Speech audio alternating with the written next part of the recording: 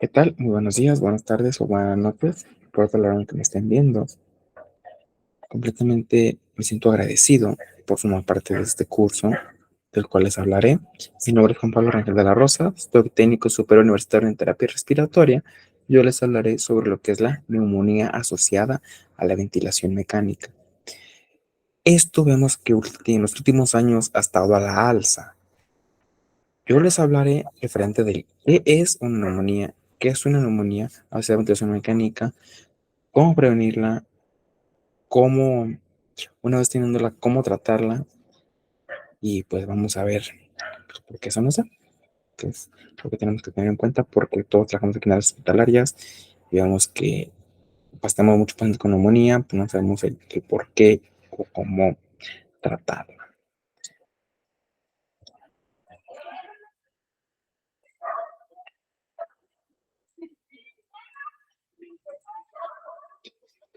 Tenemos lo que es nuestro aparato respiratorio, que es un conjunto de órganos y estructuras cuya función esencial es la de lograr el intercambio de gases entre el exterior y el organismo.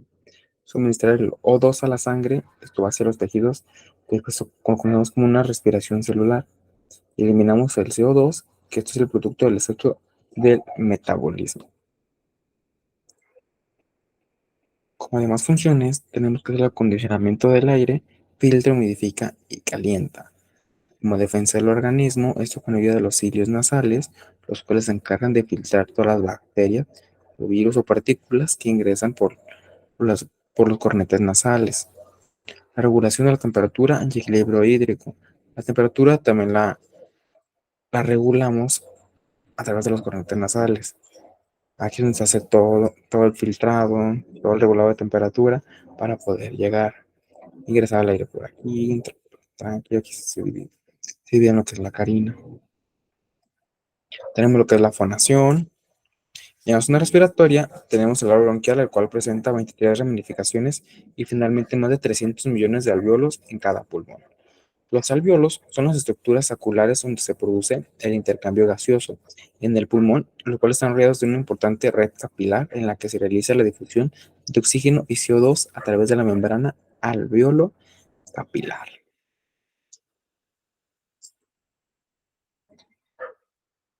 Tenemos los músculos respiratorios.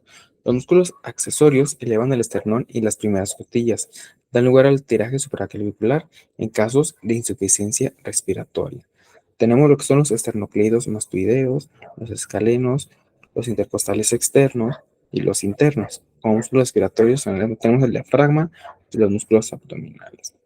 El esternocleido mastoideo es el que nos da un síntoma de alerta cuando vemos que un paciente tiene una insuficiencia respiratoria grave, que es lo que lo vemos en los ataques de asma.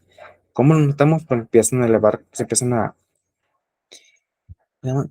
a brincar demasiado los esternocleidos mastoideos, los calenos, todo, y vemos que empiezan a hacer y es lo que se empiezan a saltar. Pero, ¿qué es una neumonía? Es una infección en uno o ambos pulmones. Esto causa que los alvéolos pulmonares se llenen de líquido o pus. Pueden variar de leve a grave según el tipo de germen que causa la infección, su edad y su estado general de salud.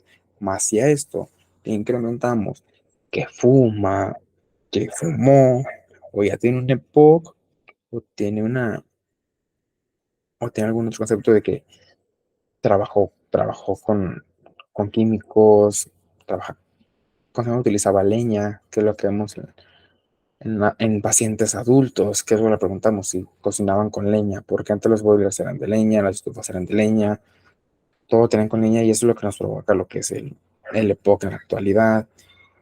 Ahorita en la actualidad con lo que más se ve lo que es el EPOC son al inhalar partículas de carbón. Esto con que se da en las carnes asadas. Tenemos gente que hace carne asada cada mes, cada semana, cada 3 días, sin saber el daño que les provoca una simple carne asada. Más si esto lo atribuimos, y mientras está la persona haciendo carne asada, está fumando o está haciendo su cervecita, pues vemos que ya da más oportunidad y más focos rojos para presentar un EPOC. Y si tiene neumonía con EPOC, pues ya se complica más el asunto. Esto es causado La neumonía es causada por infecciones bacterianas, virales y fúngicas. Pero que es una neumonía causada por ventilación mecánica, pues es una complicación pulmonar que se desarrolla después de 48 a 72 horas de la intubación endotraqueal. Esto en pacientes sometidos a una ventilación mecánica. Es una complicación frecuente que se asocia con importante morbilidad y mortalidad y aumento de los costos sociales y económicos. Es la complicación infecciosa más frecuente en pacientes admitidos en las unidades de cuidados intensivos y afecta al 27% de todos los pacientes en estado crítico. En pacientes con infecciones interhospitalarias, aproximadamente el 60% de las muertes se asocia con una neumonía de la ventilación mecánica. ¿Y cuál es la causa principal de una neumonía de ventilación mecánica? Pues es la microaspiración de bacterias, las cuales colonizan la bucofaringe y las vías aéreas superiores en pacientes graves. Todos los pacientes intubados tienen un riesgo los primeros 3 días. Hay un riesgo del 3% por cada día. Después del quinto día se le aumenta el 1%.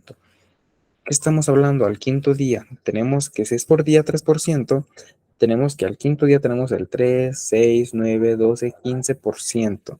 Al quinto día tenemos ya el 16%, al sexto día el 17%, y así vamos subiéndole.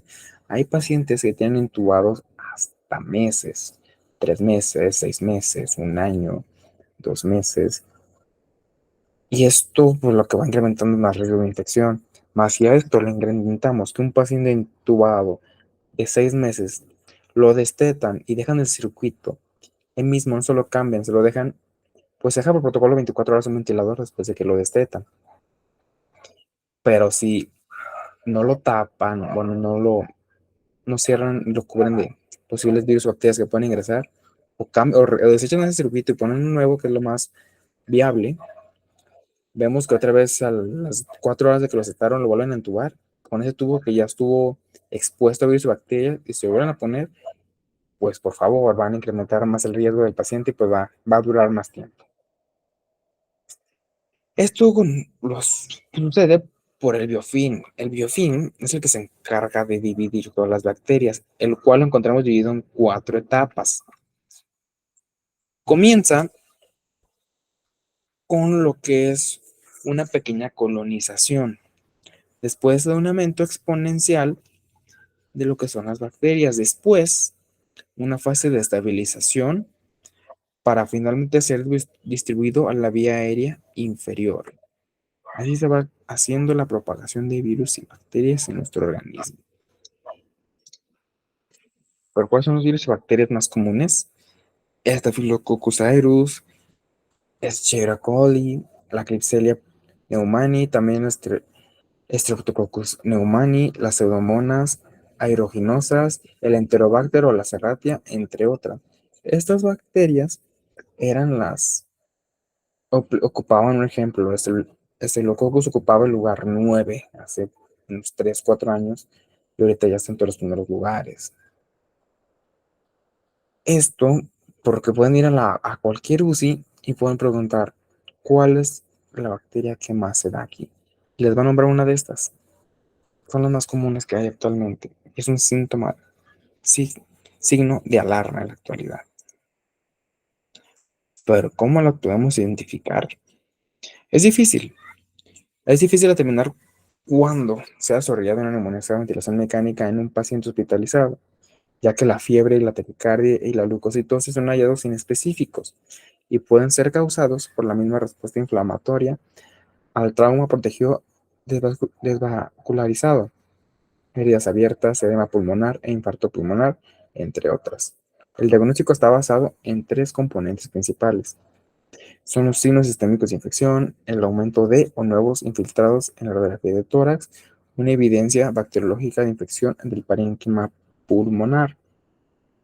Tenemos que para la detección de varias enfermedades, como principal herramienta es una radiografía de tórax anteroposterior. Esto nos va a dar enfoque a muchos signos de estudio. ¿Por qué? Porque en la radiografía de tórax, siempre y cuando sea muy bien tomada y no esté rotada ni así por el estilo, sí se va a poder identificar muchos problemas de enfermedades. Criterio de sospecha de neumonía asociada a la ventilación mecánica. Es una presencia de dos o de tres de los siguientes criterios mayores, que es una fiebre mayor a 38,2 grados, secreción traqueobronquial purulenta, infiltración pulmonar, esto lo podemos ver en la radiografía de tórax, una tomografía computarizada torácica, y como segundo punto tenemos una presencia de uno o más de los criterios menores, que es una leucocitosis, una leucopenia, presencia de formas inmaduras, una hipoxemia, aumento de más del 10% de la FIO2 respecto a una previa y una inestabilidad hemodinámica. Pero, ¿qué factores de riesgo tenemos? Es una intubación endotraqueal. Con ella abrimos una brecha a las defensas de la vía aérea, alterando el mecanismo de la tos, deteriorando la limpieza mucociliar y facilita la microaspiración de secreciones cargadas a bacterias. ¿Pero por qué? Vemos que aquí tenemos lo que es un tubo endotraqueal.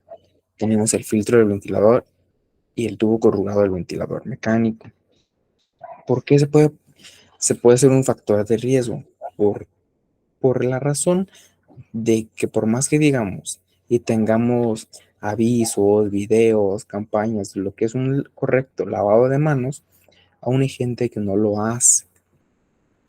Vemos que es en el pase de visita, llegan con este paciente, por ejemplo, llego, no me lavé las manos, llego y empiezo a mover lo que es el tubo traqueal, checo, checo el filtro, checo el tubo corrugado que no tenga suficiente condensación, que no tenga, bueno, que no tenga nada de condensación, no debe tener nada de condensación, pero vemos que tiene condensación, le quitamos el agua, le cambiamos el filtro, lo aspiramos, todo eso lavando las manos y pues ya el paciente lo llenamos de bacterias que traemos de la calle o traemos de algún otro lado. Pero ¿qué pasa? ¿Qué sucede después? Llega un interno, llega otro compañero, una enfermera, que sí se lavó las manos, un ejemplo. Pero ya al agarrar el tubo ya entró en contacto con las bacterias que dejó el compañero anterior. Y así se va a ir propagando de paciente en paciente y por eso esto no tiene un fin. Es una cadenita que no, por más que intentemos, no podemos poder reparar. Pero ¿qué es un tubo endotraqueal? Es un dispositivo rígido cuyo propósito es asegurar la permeabilidad de la vía aérea. Su uso tiene dos propósitos: conservar y resguardar las vías respiratorias en pacientes que por diferentes causas no pueden hacerlo, mantener la ventilación de la línea aérea en pacientes que son internados en procedimientos quirúrgicos. Tenemos aquí lo que son las partes del tubo endotraqueal.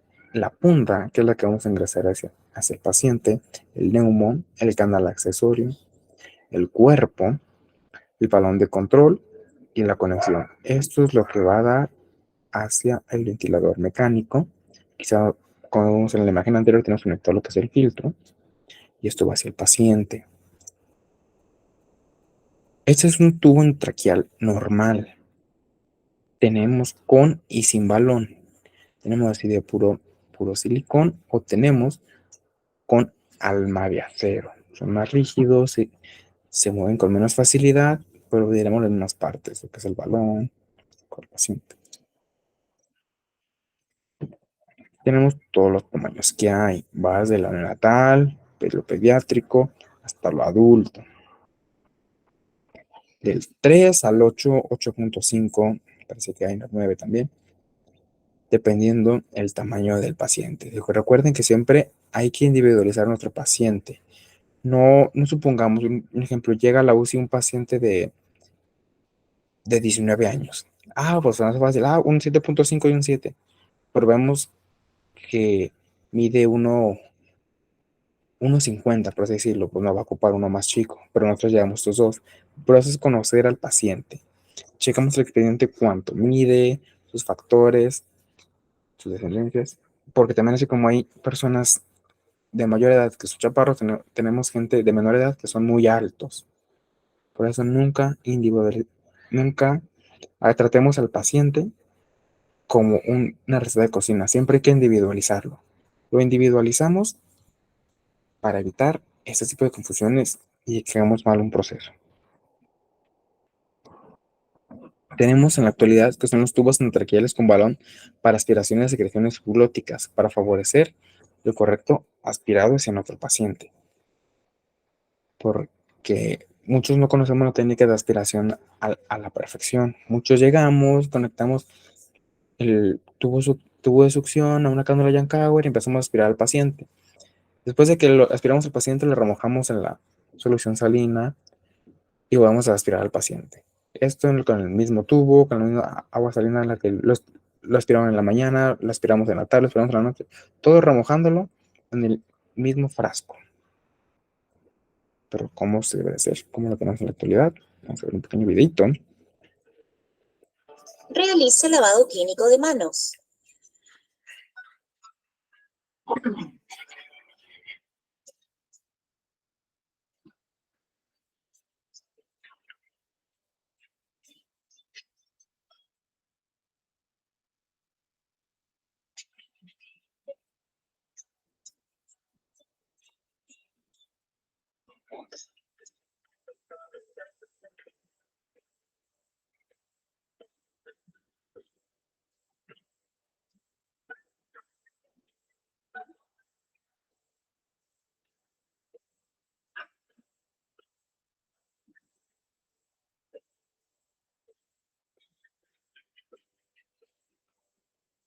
Reúna los materiales para el procedimiento.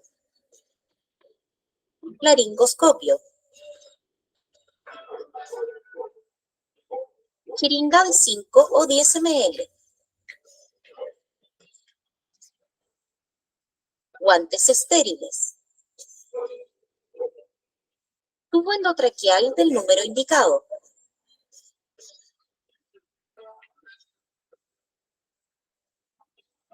Conductor de tubo.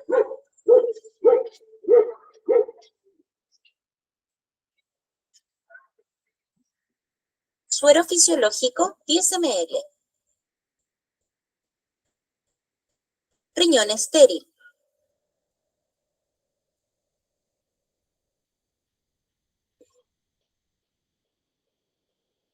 Bolsa de reanimación conectada a fuente de oxígeno.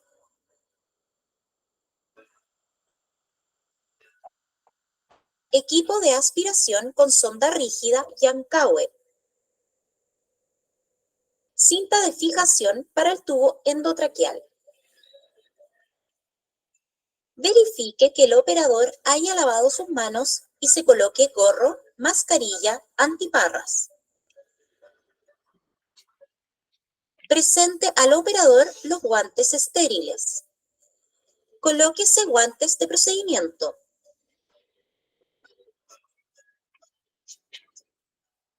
Verifique que el paciente se encuentre en decúbito supino y retire prótesis dentales móviles. Abra el tubo endotraqueal del número solicitado por el operador. Abra la jeringa y llénela con aire. Saque sin contaminar el testigo del CAP e infle con 5 cc de aire para comprobar que no existan fugas de aire.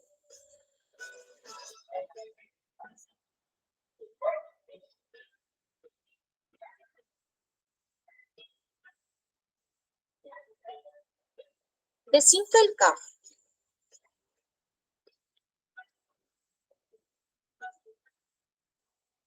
Presente el tubo endotraqueal al operador. Acerque el riñón con suero fisiológico o lidocaína gel al 2% para que el operador lubrique el tubo. Informe el procedimiento al paciente, aunque éste se encuentre inconsciente. Asegúrese de instalar saturómetro al paciente previo al procedimiento.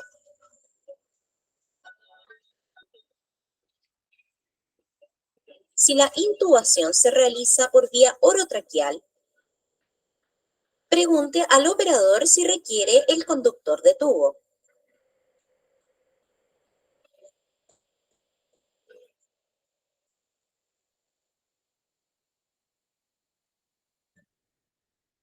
Arme el laringoscopio con la hoja indicada. Compruebe el funcionamiento de la fuente de luz. Presente el laringoscopio al operador. El operador introduce el laringoscopio en la boca del paciente, sosteniéndolo con su mano no dominante. El operador introduce el tubo endotraqueal a través de la boca, de manera que el extremo inferior de este quede en la tráquea a 2 centímetros de la carina, lo que permitirá el flujo de aire hacia los dos pulmones. El operador retira el laringoscopio y el conductor.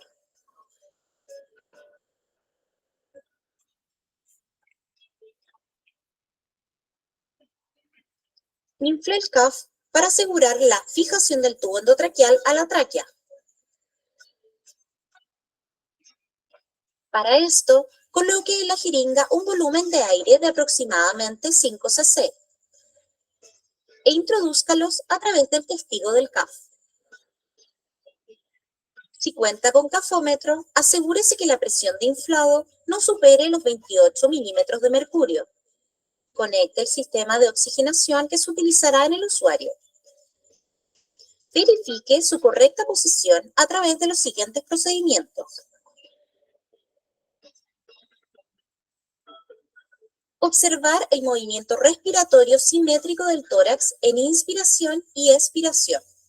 Auscultar la entrada y salida del aire en ambos campos pulmonares. Tramitar radiografía de tórax, lo que mostrará la posición del tubo. Verifique el nivel al que quedó inserto el tubo, observando el número del tubo que está a nivel de la comisura labial.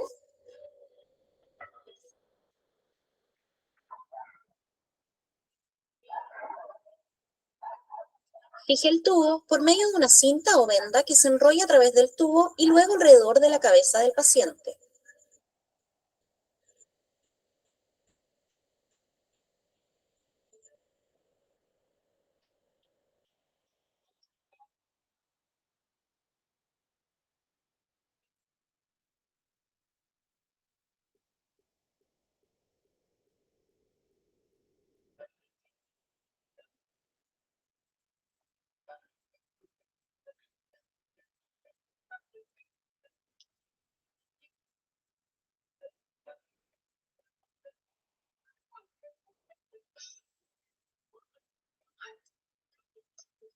Acomode a la persona en posición semi-Fowler o Fowler.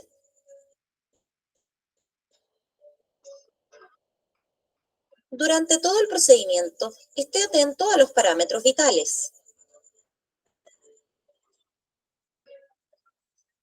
Retírese los guantes de procedimiento. Realice higienización de manos. Registre el procedimiento indicando número de tubo endotraqueal, nivel al que quedó inserto, la presión del inflado del CAF e incidentes si los hubo.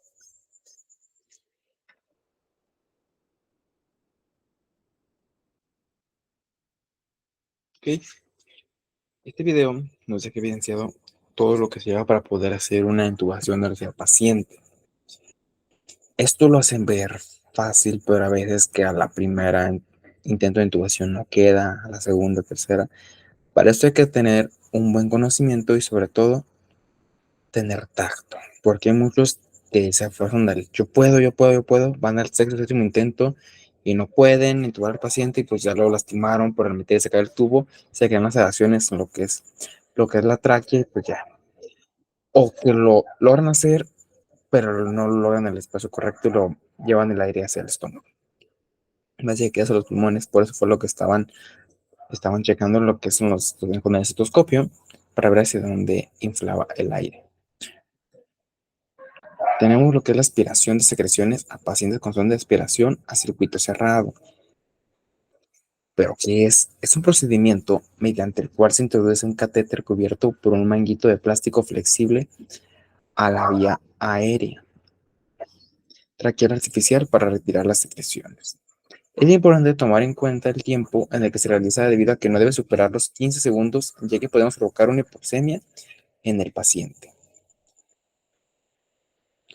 Como objetivo, tenemos que mantener la permeabilidad de las vías aéreas para promover un óptimo intercambio gaseoso, estimular el reflejo de oxígeno, facilitar la eliminación de secreciones y prevenir neumonías. Como componentes tenemos un tubo en T con una conexión para el paciente y otra para el ventilador, entrada de irrigación para instilar la solución fisiológica, banda indicadora en el extremo del catéter, catéter de aspiración y manguito de plástico, válvula de control para abrir y cerrar, activa la aspiración, entrada para la conexión de aspiración, adaptador flexible para la conexión del ventilador, etiquetas para indicar el día del cambio del sistema. Es importante retomar este tema. Debemos de indicar cada cuánto se hizo el cambio, cada cuánto se hizo el correcto aseo. Indicaciones y contraindicaciones. Al paciente con ventilación mecánica a través del tubo endotraqueal, como contraindicación tenemos lo que es la hipoxemia refractaria, la hipertensión arterial sistémica severa, una arritmia cardíaca por hipoxia e hipertensión intracraniana. Si tiene alguna de estas condiciones, no puede ser intubado. Para el material y el equipo ocupamos es una fuente de oxígeno fija o portátil, succión de pared o aparato de aspiración portátil, estuche con catéter de aspiración, unos guantes y solución estéril o fisiológica, jeringa de 10 a 20 centímetros con solución salina. Para el procedimiento, conectamos la sonda de aspiración cerrada al tubo de aspiración y por el otro extremo del aspirador se introduce la sonda dentro del tubo y se realiza una maniobra repetida de empujarlo y deslizar la funda de plástico que recubre la sonda hacia atrás. Esto lo realizaremos con el pulgar índice.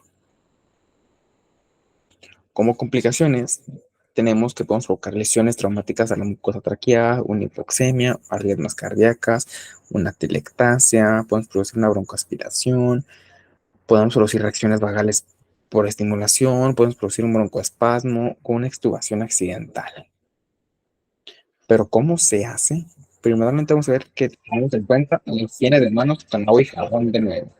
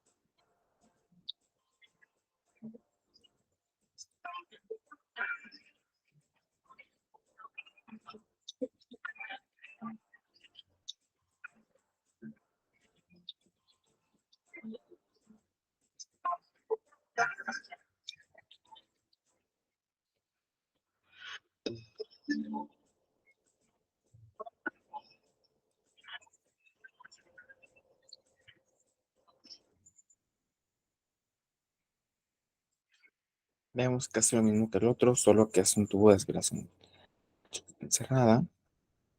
Es un poco, lo tenemos ya que pues es bastante carito, no todas las unidades lo tenemos, por lo que decidimos y optamos por, como entera familiar del paciente, que vaya a comprarlo y se lo instalamos y les llevamos su correcto. Y por eso es importante conocerlo, para cuando lo tengamos saber cómo utilizarlo y no quitarlo por decir que no sabemos utilizarlo, lo quitamos y ponemos el otro y no, va a ser un caos. Por recordar que debemos de tener una buena higiene hacia el bucal, hacia el paciente. No lo dejemos, que muchos lo dejan y no le dan su correcto aseo, lo bañan, pero la actividad oral la olvidan por completo. Ahora vamos a tocar un poco el tema del causante de todo que tenemos, que es la ventilación mecánica. Primero, ¿qué es una ventilación mecánica? Es un soporte ventilatorio que suple de manera total o parcial la respiración de una persona gravemente enferma. En pocas palabras, nos ayuda a lo que es el intercambio gaseoso cuando uno lo puede hacer por su cuenta. Por ventiladores mecánicos tenemos muchísimos, muchísimos. No podemos decir cuál es mejor que otro, cuál es peor, porque no hay uno bueno ni uno malo. Es con el que uno se sepa acomodar, sepa manejarlo y sepa dar un correcto apoyo y soporte al paciente.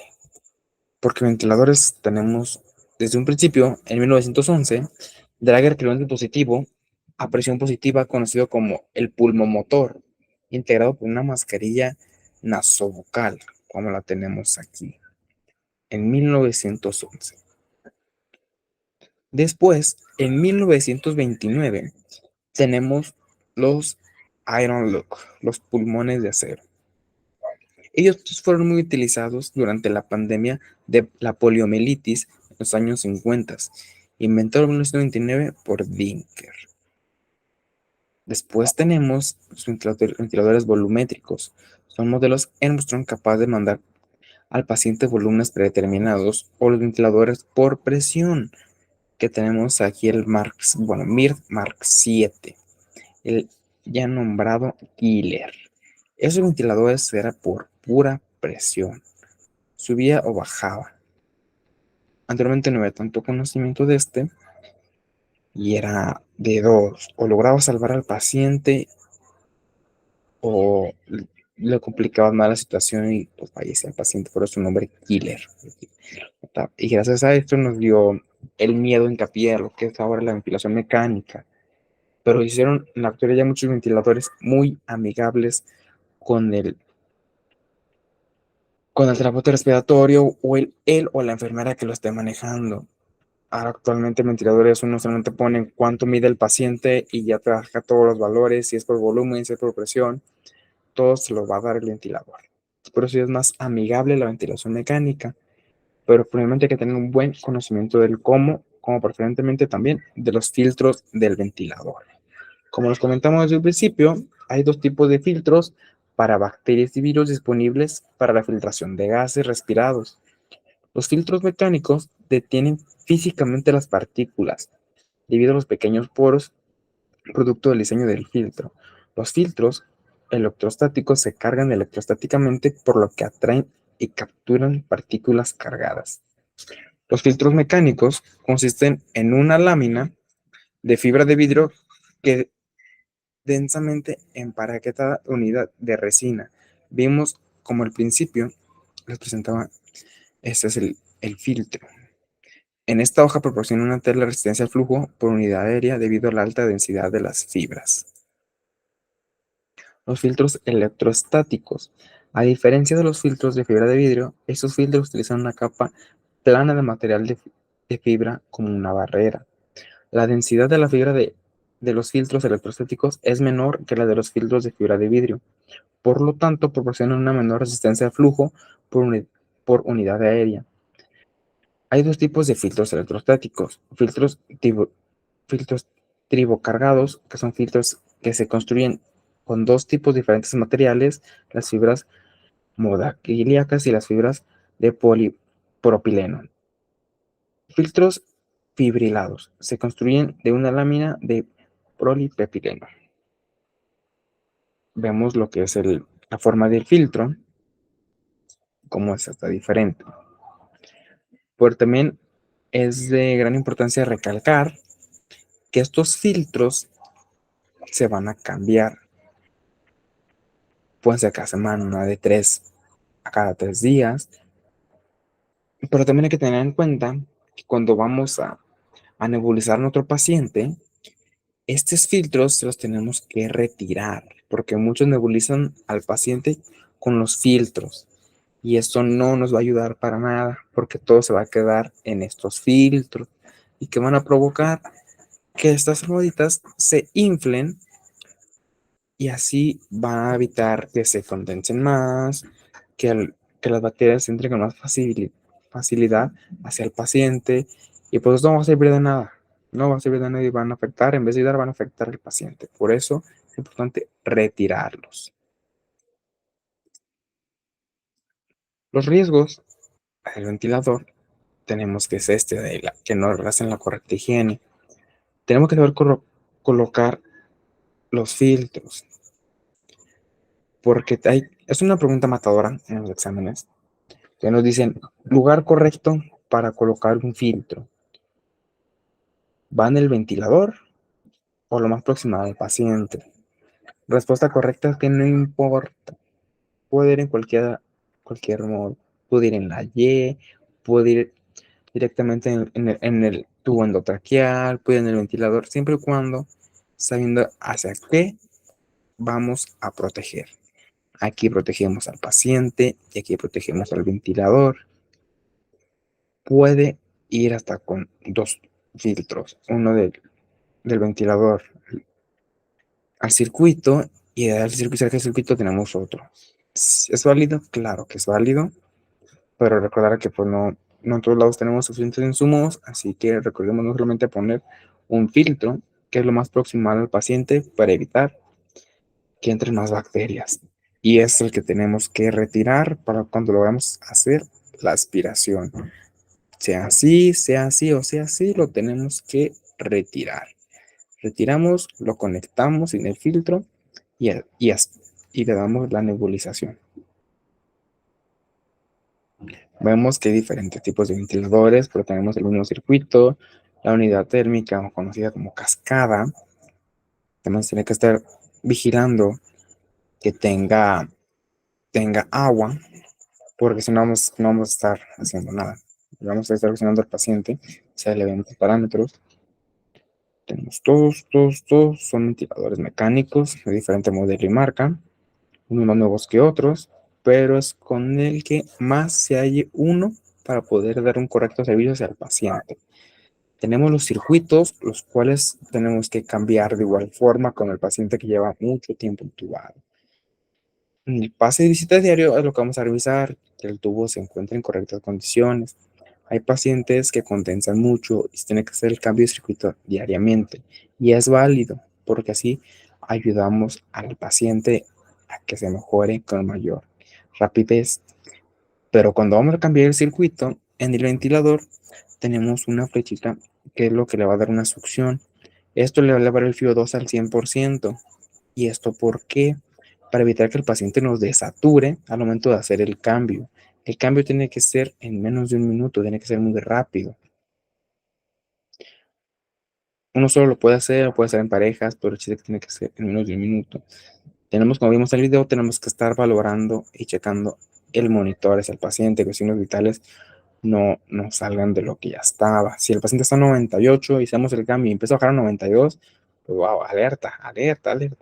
Tienen que hacerlo más rápido y efectivo. La succión pues debe de ser antes de hacer el cambio y después de hacer el cambio en caso de que desature el paciente o veamos cambios. ¿Pero qué puntos debemos de considerar durante el pase de visita diario? Esto lo tenemos que dejar de ver como como una tarea más, como más formatos, como más cosas, ¿no? Es algo que hacemos diario, que inconscientemente pues, nos ponen pasos y decimos, no, hay más trabajo, más todo, ¿no? Pues lo que hace diario es lo que está estructurado.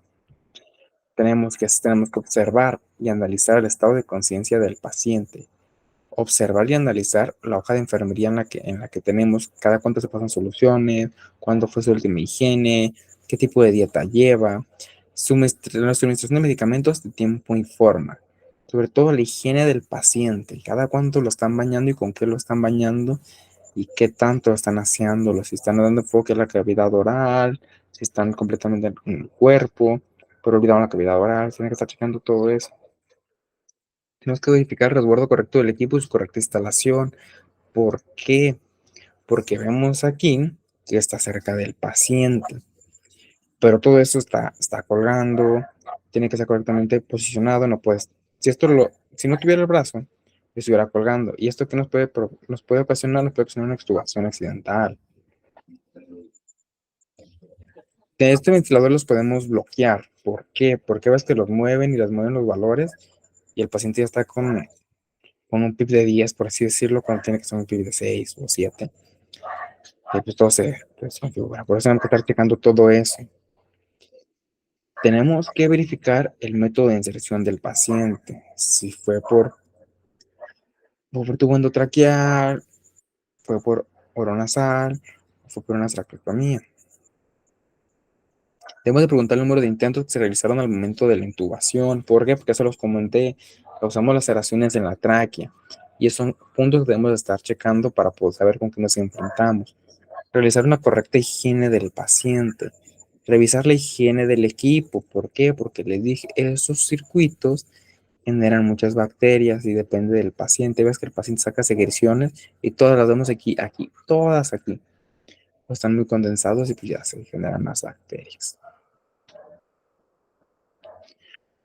Y verificar el correcto programado del ventilador. Para evitar eso de que lleguen enfermeros y le muevan y pues no, nos cambien de modo, nos cambien valores, o por accidente, saldrá el accidente, pero tenemos que estarlo checando diario y hacerlo de manera correcta, porque recordar, nuestro paciente no es una receta de cocina, cada paciente es diferente, cada paciente tiene patologías distintas a las otras y a cada quien le afecta de manera diferente, por eso debemos individualizarlo, saber con qué modo ventilatorio lo vamos a poner, cómo lo vamos a tratar y con qué lo vamos a tratar. ¿Va? Pues de mi parte sería todo. Espero haya quedado un poco más claro qué es a lo que nos enfrentamos en las unidades hospitalarias. Si tienen cualquier duda de ventilación mecánica, este es mi número, cualquier cosa, estoy a sus órdenes. Y definitivamente, gracias por la invitación. Yo aquí voy a seguir, dejo mi número, cualquier cosa, inconveniente. Yo quedo a sus órdenes, estoy abierto a preguntas y respuestas. Y muchas gracias. De antemano, quedo a sus órdenes.